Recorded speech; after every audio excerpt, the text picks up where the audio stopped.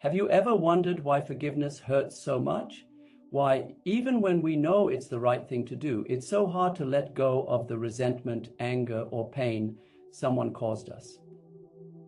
Today, we'll explore one of the deepest paradoxes of spiritual life. To forgive is to set ourselves free, and we'll do so through the lens of a biblical passage that challenges us to see forgiveness not just as a command, but as inner healing. We open our Bibles to Matthew 18:21 to 35. Picture this scene. Peter, one of Jesus' closest disciples, approaches him with a question many of us have asked. Lord, how many times shall I forgive my brother or sister who sins against me? Up to 7 times? Peter thought he was being generous. After all, in Jewish tradition, forgiving someone 3 times was already considered an act of great mercy, but Jesus' response leaves him stunned. I tell you, not 7 times, but 77 times. 77 times, in other words, always. Forgiveness has no limits. But why? Why does Jesus insist so much on this topic?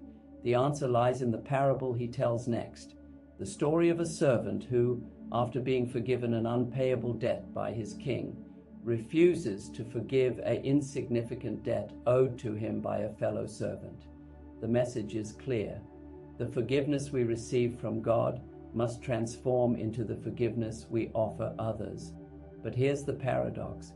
Forgiving doesn't mean the pain disappears immediately. It doesn't mean what happened was okay. Forgiving isn't forgetting, nor is it justifying the harm. Forgiving is setting ourselves free. It's releasing the burden of resentment that binds us, that poisons us from within. It's understanding that by forgiving, we're not saying the other person deserves our forgiveness, but that we deserve peace. And yes, it hurts. It hurts because forgiveness requires humility. It hurts because it forces us to confront our own fragility, to acknowledge that we too have failed, that we too have needed forgiveness. It hurts because deep down, forgiving is an act of faith, trusting that God is just, that He will take care of what we cannot resolve. But here's the promise. When we forgive, something inside us heals. A chain is broken, a door opens, because forgiveness isn't just a command. It's a gift we give ourselves. It's the key that sets us free from the prison of resentment. So if you're struggling with forgiveness today, if the pain is so great that you don't know where to start, remember this: you're not alone. Jesus not only taught us to forgive, but He also showed us how. On the cross, with His last strength, He spoke these words, "Father, forgive them, for they do not know what they are doing."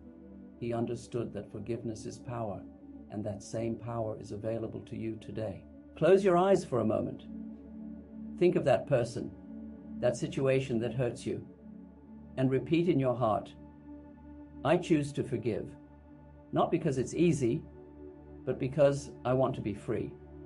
Forgiveness is a journey, not a destination, and every step you take on that path brings you closer to healing, to peace, and to the freedom that only God can give you.